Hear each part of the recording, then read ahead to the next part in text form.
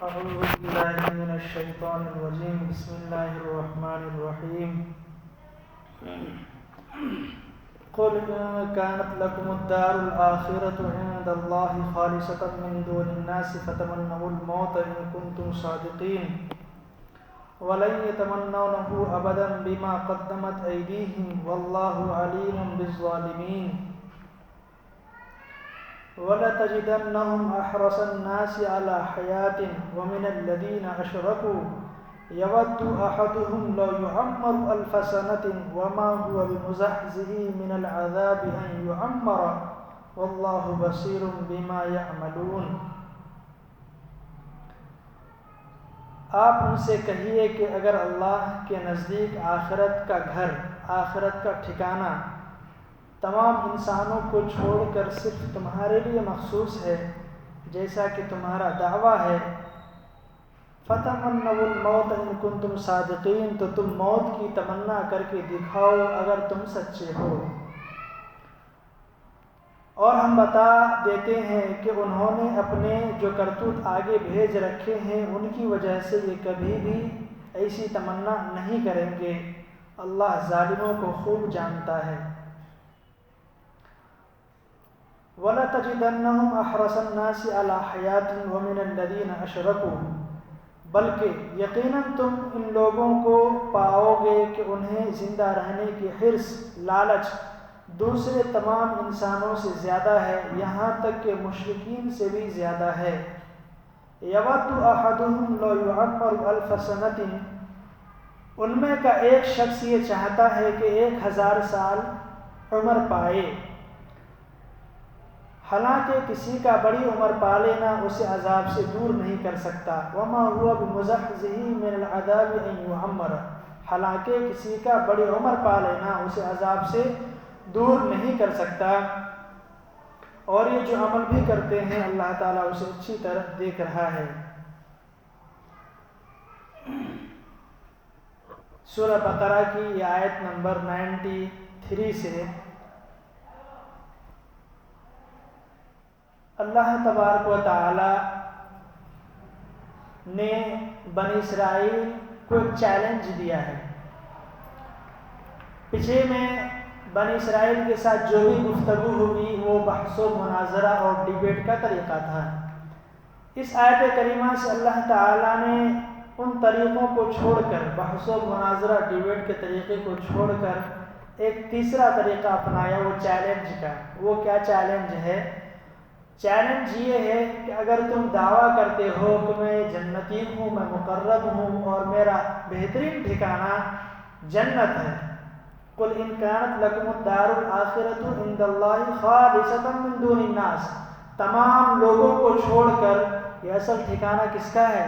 یہودیوں کا دعویٰ ہے کہ آخرت کا اصل ٹھکانہ یہ میرا ٹھکانہ ہے۔ اگر ہم میں سے کوئی شخص اپنے چند گناہوں کی وجہ سے چند دن کے واسطے جہنم میں چلا جائے تو آپ پھر بھی لوٹ کر وہ جنت میں آئے گا، تو اللہ تعالیٰ کی طرف سے دعویٰ ہے اگر تم سچے ہو اپنے اس دعوے میں تو موت کی تمنا کرو۔ کس کی تمنا کرو؟ موت کی تمنا کرو۔ تو آگے فرما رہے اللہ تعالیٰ وَلَنْ يَتَمَنَّوْنَهُ أَبَدًا ہرگز یہ موت کی تمنا نہیں کریں گے۔ کیوں؟ اسے اپنے کرتوت کے بارے میں علم ہے کہ میں نے جو اعمال کر کے رکھا ہے وہ بالکل غلط اعمال ہے، اور یہ وہ اعمال ہیں جس کی وجہ سے اللہ تعالیٰ کے نزدیک سخت پکڑ ہوگی۔ یہ صرف دعوے محض ہے، اپنے دعوے میں وہ بالکل سچا نہیں ہے، جھوٹا ہے۔ اگر تم دعوے میں سچے ہو تو تم موت کی تمنا کر کے دکھلاؤ۔ وہ موت کی تمنا ہرگز نہیں کریں گے، اور وہ موت کی تمنا نہیں کیے۔ کیوں؟ اسے معلوم ہے اگر میں موت کی تمنا کیا، اور یہ خدائی چیلنج ہے، اور خدا کا جب چیلنج ہوتا ہے تو وہ آ ہی جاتا ہے، وہ ڈر کے مارے اس چیلنج کو قبول نہیں کیا، کیونکہ اسے ڈر تھا کہ اگر میں اس چیلنج کو قبول کیا اور میں موت کی تمنا کی، خدا نہ خواستہ موت آ گئی تو پھر کیا ہوگا؟ وہ ہرگز موت کی تمنا نہیں کریں گے۔ پھر آگے بتلایا کہ دنیاوی زندگی موت کی تمنا کیوں نہیں کریں گے؟ اس لیے کہ دنیاوی زندگی تمام لوگوں میں سب سے زیادہ یہ حریص ہے دنیاوی زندگی کے، یہ چاہتے ہیں کہ میں ہمیشہ ہمیشہ اسی دنیوی زندگی میں رہوں، اور ان میں سے ہر شخص یہ چاہتا ہے کہ ہماری عمر کتنی ہو؟ 1000 سال۔ یود احدہم لو یعمر 1000 سنہ، ان میں سے ہر شخص یہ چاہتا ہے کہ ہماری عمر لمبی عمر ہو، 1000 سال ہم جئیں اور دنیا کی ساری عیاشیاں کریں، سارے عیش و آرام کو اپنائیں۔ وما هو بمزحزحہ من العذاب ان یعمر، اللہ تعالیٰ فرما رہے ہیں کہ اگر کوئی شخص لمبی عمر پاتا ہے اور یہ تمنا یہ سوچتا ہے کہ لمبی عمر پانے سے ہمارے عذاب ختم ہو جائیں گے، ہمارے گناہ ختم ہو جائیں گے، تو یہ کیا ہے؟ یہ خیال وہم ہے، یہ بیکار کے خیالات ہیں، ہرگز عذاب سے چھٹکارا نہیں پا سکتا۔ جب بھی موت آئے گی پھر حساب و کتاب ہوگا، تو اپنا ٹھکانہ جو تمہارا جہنم ہے وہاں پر جانا ہی ہوگا۔ قل من كان عدوا لجبريل فإنه نزله على قلبك بإذن الله مصدقا لما بين يديه وهدى وبشرى للمؤمنين من كان عدوا لله وملائكته ورسله وجبريل وميكال فإن الله عدو للكافرين۔ اے پیغمبر کہہ دیجئے کہ اگر کوئی شخص جبرائیل کا دشمن ہے تو ہوا کرے، انہوں نے تو یہ کلام اللہ تعالیٰ کی اجازت سے تمہارے دل پر اتارا ہے، جو اپنے سے پہلے کی کتابوں کی تصدیق کر رہا ہے اور ایمان والوں کے لیے مجسم ہدایت اور خوشخبری ہے۔ اگر کوئی شخص منکان عدو، اگر کوئی شخص اللہ کا اور اس کے فرشتوں کا، اس کے رسولوں کا، جبرائیل و میکائیل کا دشمن ہے تو سن رکھے کہ اللہ کافروں کا دشمن ہے۔ اس آیت سے، آیت نمبر 97 سے ایک خاص واقعے کی طرف اشارہ ہے۔ اللہ کے رسول صلی اللہ علیہ وسلم جب ان کو پڑھ کر سناتے تھے، یہودیوں کے سامنے پڑھ کر سناتے تھے، اور انہیں یہ پتہ چلا کہ یہ کلام لانے والا جبرائیل امین ہے، یہودیوں کو پتہ چلا کہ اللہ کے رسول کے پاس جو وحی لاتے ہیں، یہ کلام لاتے ہیں، جبرائیل امین ہیں، تو یہودی اللہ سے پوچھتے، اللہ کے رسول صلی اللہ علیہ وسلم سے کہتے ہیں یہ جبرائیل امین میرا دشمن ہے، اسے آنے مت دیجیے، جبرائیل امین میرا دشمن ہے، اسے آنے مت دیجیے، اگر یہ کلام لاتا ہے تو صحیح نہیں ہے، میکائیل بہتر ہے اس کے مقابلے میں، میکائیل کیا ہے؟ بہتر ہے، وہ پانی برساتا ہے، خوشحالی اس سے آتی ہے، وہ اچھا ہے، جبرائیل اچھا نہیں ہے۔ تو اللہ تعالیٰ نے اسی کو بیان کیا ہے، قل من كان عدوا لجبريل فإنه نزله على قلبك بإذن الله۔ ہوا یہ تھا، وہ یہ کہتے تھے یہودی کہ جبرائیل امین بہت سخت ہیں، ہم سب پر، ہمارے آباء و اجداد پر یہ عذاب لاتے تھے، اللہ تعالیٰ کی طرف سے یہی عذاب لاتا، اور اس کے عذاب لانے سے ہمارے آباء و اجداد کیا ہو گئے؟ ختم ہو گئے، وہ درہم برہم ہو گئے۔ اور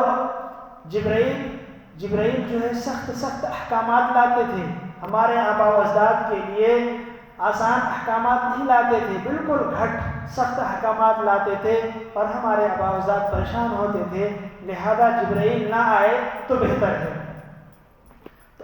تو اللہ تعالیٰ نے اس کی تردید کی کہ ایسا ہرگز نہیں، ایسا ہرگز نہیں، جبرائیل امین وہ کلام لاتے ہیں جو اللہ تعالیٰ کی طرف سے کلام لاتے ہیں، نزلہ علی قلبک، آپ کے دل پر جو پیش کرتے ہیں، بإذن اللہ، اللہ تعالیٰ کے حکم سے لاتے ہیں، اللہ تعالیٰ کی اجازت سے لاتے ہیں۔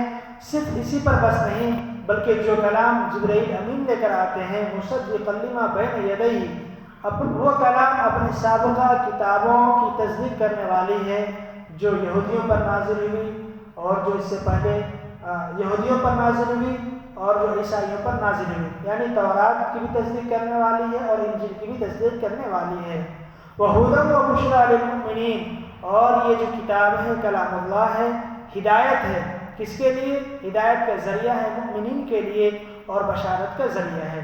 لہذا یہودیوں کا یہ کہنا کہ جبرائیل امین ہمارا دشمن ہے، یہ غلط ہے، اس طرح کہنا گویا کہ دشمنی کا اظہار کرنا ہے اور کفر کرنا ہے۔ جبرائیل امین کو دھتکارنا اور جبرائیل امین جو کلام لے کر آتے ہیں اس کو دھتکارنا گویا کہ اللہ تعالیٰ کے کلام کو نہ ماننا ہے، اللہ کے احکام کو نہ ماننا ہے، اور جو شخص اللہ کے احکام کو نہ مانے وہ کیا ہے؟ نافرمان ہے، کافر ہے۔ من کان عدو للہ و ملائکتہ سے بھی بیان کر رہے ہیں کہ جو شخص دشمن ہے اللہ کا، اس کے فرشتے کا، اس کے رسولوں کا، اور فرشتوں میں سے خاص طور پر جبرائیل و میکائیل کا، فإن اللہ عدو للکافرین، تو سن لو وہ کیا ہے، اللہ تعالیٰ کا دشمن ہے۔ فإن اللہ عدو للکافرین، تو اللہ کافروں کا دشمن ہے۔ تم کہہ رہے ہو کہ میں دشمن ہوں، سنو اللہ تمہارا کیا ہے، دشمن ہے، اور جس کا دشمن کیا ہو جائے، اللہ ہو جائے، تو پھر کیا ہے اس کے لیے بڑا سزا ہے۔ وَلَقَدْ أَنزَلْنَا إِلَيْكَ آيَاتٍ بَيِّنَاتٍ وَمَا يَكْفُرُ بِهَا إِلَّا الْفَاسِقُونَ، اور بے شک ہم نے آپ پر ایسی آیتیں اتاری ہیں جو حق کو آشکارا کرنے والی ہیں۔ بینات کہتے ہیں واضح کرنے والی چیز، کھلی کھلی نشانیاں بتلانے والی چیز۔ وما یکفر بها الا الفاسقون، اور ان کا انکار وہی لوگ کرتے ہیں جو نافرمان ہیں، جو فاسق و فاجر ہیں۔ اب کلما عاہدوا عہدا نبذہ فریق منہم بل اکثرهم لا یؤمنون، یہ آخر کیا معاملہ ہے کہ ان لوگوں نے جب کوئی وعدہ کیا تو ان کے ایک گروہ نے اسے ہمیشہ توڑ پھینکا، بلکہ ان میں سے اکثر لوگ ایمان لاتے ہی نہیں ہیں۔ وَلَمَّا جَاءَهُمْ رَسُولٌ مِّنْ عِندِ اللَّهِ مُصَدِّقٌ لِّمَا مَعَهُمْ نَبَذَ فَرِيقٌ مِّنَ الَّذِينَ أُوتُوا الْكِتَابَ كِتَابَ اللَّهِ وَرَاءَ ظُهُورِهِمْ كَأَنَّهُمْ لَا يَعْلَمُونَ، اور جب ان کے پاس اللہ تعالیٰ کی طرف سے کوئی رسول آتے جو اس تورات کی تصدیق کر رہے تھے جو ان کے پاس ہے، تو اہل کتاب میں سے ایک گروہ نے اللہ کی کتاب توریت انجیل کو اس طرح کشکست ڈال دیا گویا کہ وہ جانتے ہی نہ تھے کہ اس میں نبی آخر الزماں صلی اللہ علیہ وسلم کے بارے میں کیا ہدایات دی گئی تھی۔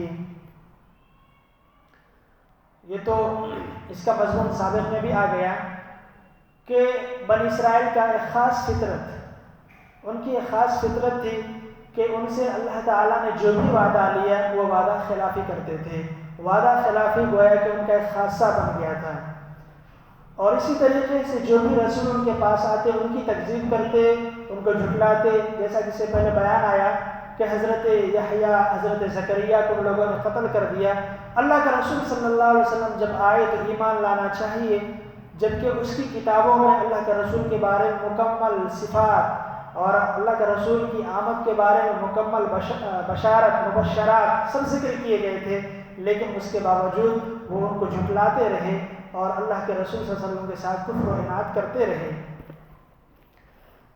آگے ایک خاص واقعے کی طرف ہے، وَاتَّبَعُوا مَا تَتْلُو الشَّيَاطِينُ عَلَى مُلْكِ سُلَيْمَانَ وَمَا كَفَرَ سُلَيْمَانُ وَلَكِنَّ الشَّيَاطِينَ كَفَرُوا يُعَلِّمُونَ النَّاسَ السِّحْرَ وَمَا أُنزِلَ عَلَى الْمَلَكَيْنِ بِبَابِلَ هَارُوتَ وَمَارُوتَ وَمَا يُعَلِّمَانِ مِنْ أَحَدٍ حَتَّى يَقُولَا إِنَّمَا نَحْنُ فِتْنَةٌ فَلَا تَكْفُرْ۔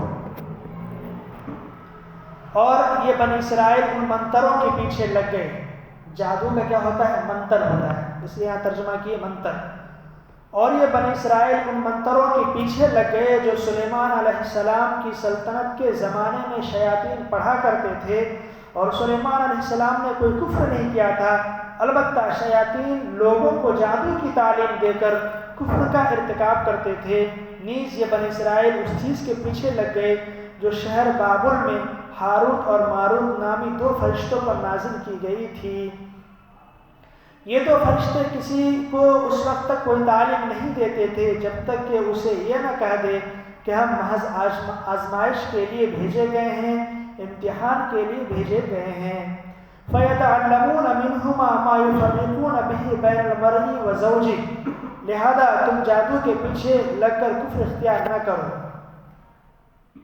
پھر بھی یہ لوگ ان چیزوں کے پیچھے پڑتے جس کے ذریعے مرد اور اس کی بیوی میں جدائیگی پیدا کر دیتے ہیں۔ وَمَا هُمْ بِضَارِّينَ بِهِ مِنْ أَحَدٍ إِلَّا بِإِذْنِ اللَّهِ وَيَتَعَلَّمُونَ مَا يَضُرُّهُمْ وَلَا يَنفَعُهُمْ وَلَقَدْ عَلِمُوا لَمَنِ اشْتَرَاهُ مَا لَهُ فِي الْآخِرَةِ مِنْ خَلَاقٍ وَلَبِئْسَ مَا شَرَوْا بِهِ أَنفُسَهُمْ لَوْ كَانُوا يَعْلَمُونَ۔ ویسے یہ واضح رہے کہ وہ اس کے ذریعے کسی کو اللہ کی مشیت کے بغیر کوئی نقصان نہیں پہنچا سکتے تھے، مگر وہ ایسی باتیں سیکھتے تھے جو ان کے لیے نقصان دہ تھی اور فائدہ مند نہ تھی، اور وہ یہ بھی خوب جانتے تھے کہ جو شخص ان چیزوں کا خریدار بنے گا لمن اشتراہ مالہ فی الآخرۃ من خلاق، جو شخص ان چیزوں کا خریدار بنے گا آخرت میں اس کا کوئی حصہ نہیں ہوگا۔ اور حقیقت یہ ہے کہ وہ چیز بہت بری تھی جس کے بدلے انہوں نے اپنی جانیں بیچ ڈالے۔ وَلَوْ أَنَّهُمْ آمَنُوا وَاتَّقُوا لَمَثُوبَةٌ مِّنْ عِندِ اللَّهِ خَيْرٌ لَوْ كَانُوا يَعْلَمُونَ۔ کاش کہ ان لوگوں کو اس بات کا حقیقی علم ہوتا، اور اس کے برعکس اگر وہ ایمان اور تقوی اختیار کرتے تو اللہ کے پاس سے ملنے والا ثواب یقیناً زیادہ بہتر ہوتا۔ کاش کہ ان کو اس بات کا بھی حقیقی علم ہوتا۔ اس آیت سے ایک خاص واقعے کی طرف اشارہ ہے۔ یہودیوں کے بارے ہی میں گفتگو ہے۔ یہودی اللہ کا رسول کے زمانے میں بھی جادوگری میں ماہر تھے، اور یہودیوں کا ایک دوسرا خاصہ کا ذکر وہی جادو ہے جس کا تذکرہ حضرت سلیمان علیہ السلام کے زمانے میں سلیمان علیہ السلام کے زمانے میں یہودیوں نے جادو سیکھنے کی کوشش کی، اور جادو کے ذریعے سے مقصد کیا تھا؟ وہ یہ سمجھتے تھے کہ جادو ایک معجزہ ہے۔ جادو کیا ہے؟ معجزہ ہے۔ وہ اس وجہ سے سمجھے کہ یہودیوں کا دعویٰ تھا کہ حضرت سلیمان علیہ السلام کی جو حکومت جناتوں پر، شیاطینوں پر، انسانوں پر، دیگر مخلوقات پر جو حکومت ہے ان جادو کی وجہ سے ہے، اور شیطان نے یہودیوں کو یہ سکھایا، یہ مشورہ دیا کہ حضرت سلیمان علیہ السلام کی جو پوری کائنات پر، یعنی کائنات کے مخلوق پر، جناتوں، انسانوں پر، چرند پرند پر حکومت ہے، یہ حکومت کی وجہ کیا ہے؟ یہ جادو ہے۔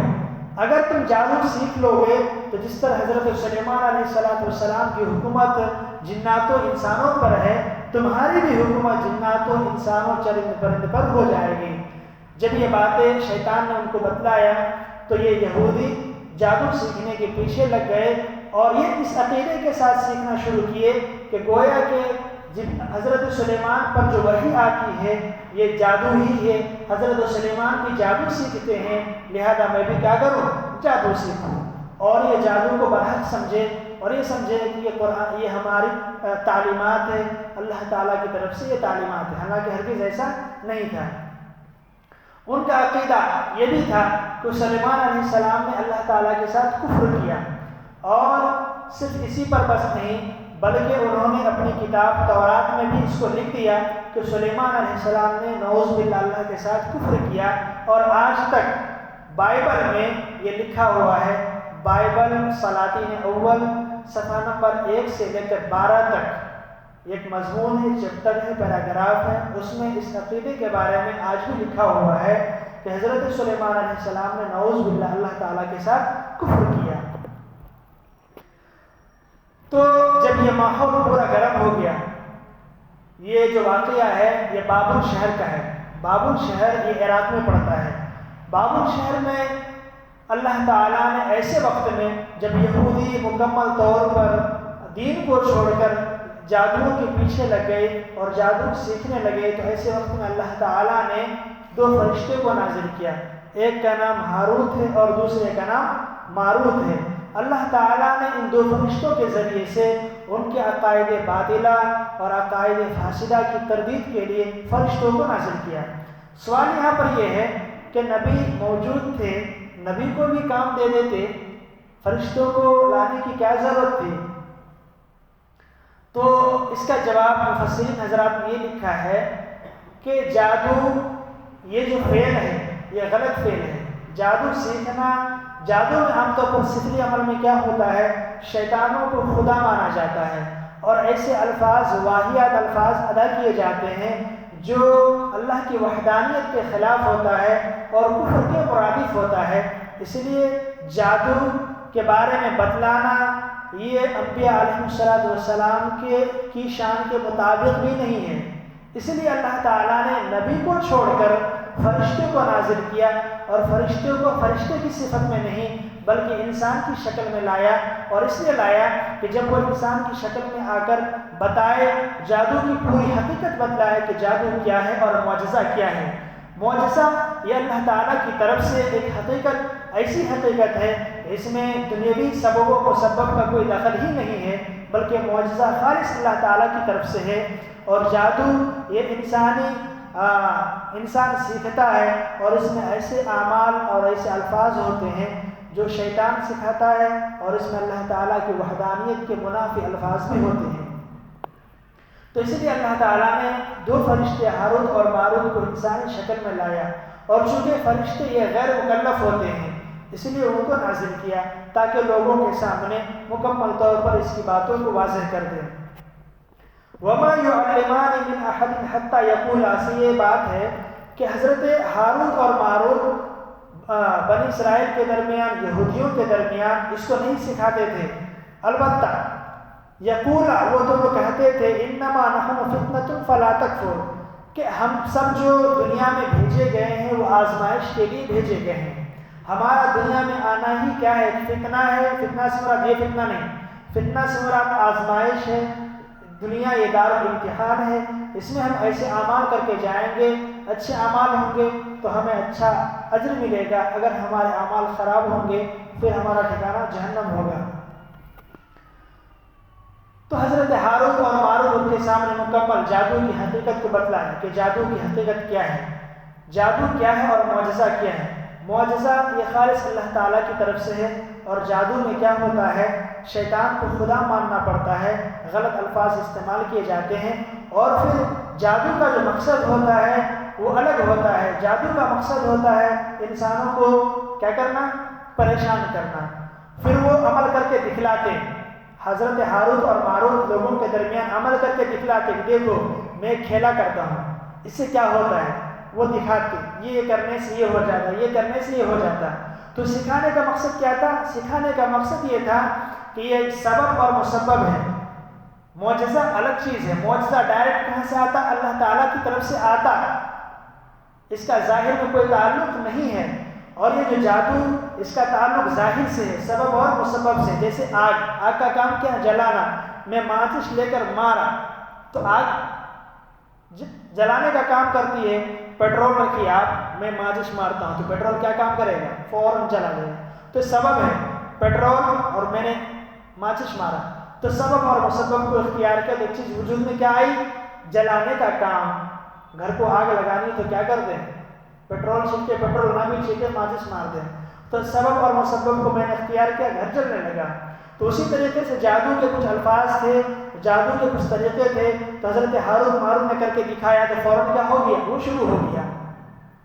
تو یہ واضح ہے کہ دیکھو یہ الگ چیز ہے، یہ الگ چیز ہے، اور میں تم کو بتلا رہا ہوں تو تمہیں یہ کرنا نہیں ہے، کرنے کے لیے نہیں بتلا رہا ہوں، بلکہ فرق کرنے کے لیے بتلا رہا ہوں کہ معجزہ الگ ہے اور جادو الگ ہے۔ لیکن وہ لوگ کیا کیے، بولے ٹھیک ہے میں دیکھ رہا ہوں، میں کچھ کروں گا نہیں، بس سیکھ لیے اور آگے پھر کرنا شروع کر دیے۔ کیا کرنا شروع کر دیے، یفرقون به بین المرء و زوجہ، وہ لوگ جب سیکھ لیے، دیکھ لیے، حضرت ہاروت ماروت نے بتلایا کہ کرنا نہیں ہے، اس نے کہا ٹھیک ہے نہیں کریں گے، لیکن جب جان لیا کیسے کرنا ہے، ایسا ہو جاتا، آنے کے بعد وہ شروع کر دیے۔ کیا شروع کر دیے، میاں بیوی کے درمیان جھگڑے، ایسا کر دیتے تھے، میاں بیوی میں جھگڑے شروع ہو جاتے تھے، یہاں تک کہ طلاق کی نوبت آ جاتی تھی، دونوں جدا ہو جاتے تھے۔ وما هم بضارین به من احد الا باذن اللہ، یہ فرمایا کہ جادو گھر سے جادو ہے، لیکن اللہ تعالیٰ کی طرف سے جو بھی نفع اور نقصان ہے وہ اللہ تعالیٰ کی طرف سے ہے۔ اللہ تعالیٰ نے ایک قاعدہ کلیہ بیان کیا ہے، اور اللہ تعالیٰ کی یہ سنت ہے، اللہ تعالیٰ کا طریقہ ہے۔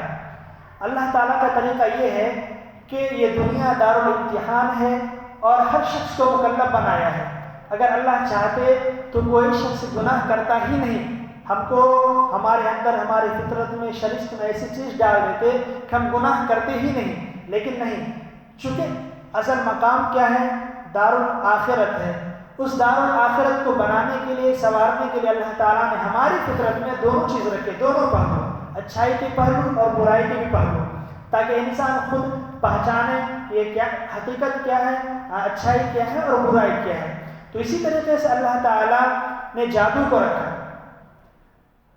تو جادو میں بھی کیا ہے، اگر تم اس طرح کرو گے، یہ ساری شکلیں اختیار کرو گے کہ تیسری چیز کا وجود ہو جائے گا، اور کسی کو نقصان بھی ہو سکتا ہے، کسی کو فائدہ بھی ہو سکتا ہے۔ وَلَقَدْ عَلِمُوا لَمَنِ اشْتَرَاهُ مَا لَهُ فِي الْآخِرَةِ مِنْ خَلَاقٍ وَلَبِئْسَ مَا شَرَوْا بِهِ أَنفُسَهُمْ لَوْ كَانُوا يَعْلَمُونَ۔ تو گویا کہ ان لوگوں نے اپنی آخرت کو دنیا کی چند چیزوں کے بدلے بیچ دیا، لَوْ كَانُوا يَعْلَمُونَ، حالانکہ یہ بیچنا کیا ہے، بالکل غلط ہے، وَلَبِئْسَ مَا شَرَوْا بِهِ أَنفُسَهُمْ، اور حقیقت یہ ہے کہ وہ چیز بہت بری تھی جس کے بدلے انہوں نے اپنی جانیں بیچ ڈالی۔ وَلَوْ أَنَّهُمْ آمَنُوا وَاتَّقُوا لَمَثُوبَةٌ مِّنْ عِندِ اللَّهِ خَيْرٌ، اگر اسے اس بات کا علم ہوتا، اگر وہ ایمان اور تقوی اختیار کرتے تو اللہ کے پاس سے ملنے والا ثواب یقیناً کہیں زیادہ بہتر ہوتا، کاش کہ ان کو اس بات کا علم ہوتا۔ یہاں پر پوائنٹ کی یہ بات ہے کہ اللہ تعالیٰ نے فرمایا کہ اگر وہ لوگ ایمان لاتے، تقوی اختیار کرتے تو انہیں ثواب ہوتا، اگر وہ لوگ جانتے، حالانکہ وہ تو جانتے تھے۔ تو اس کا جواب یہ ہے کہ جاننا اور جان کر اس پر عمل نہ کرنا نہ جاننے کے برابر ہے۔ ہم جان رہے ہیں کہ یہ غلط ہے، لیکن اس کے باوجود ہم اسے کر رہے ہیں، گویا کہ ہم کچھ جانتے ہی نہیں ہیں۔ جسے کہتے ہیں پڑھ لکھ کر کیا بن گیا، جاہل بن گیا، پڑھا لکھا جاہل، تو وہی یہ کیا ہے، پڑھے لکھے جاہل تھے۔ تو ہم لوگ دعا کرتے ہیں ایسے لوگوں کے لیے کہ اللہ تعالیٰ علم دے، اچھی سمجھ دے۔ تو اسی طریقے سے یہ لوگ تھے، پڑھے لکھے تھے، جانتے تھے، لیکن اس جاننے کے باوجود بھی اللہ تعالیٰ کے ساتھ کفر کرتے اور ان جادوؤں کو اپناتے۔ خلاصہ کلام یہ ہے کہ یہودیوں نے اپنی سرکشی کو بڑھاتے بڑھاتے یہاں تک لایا کہ اللہ تعالیٰ کو ناراض کر دیا۔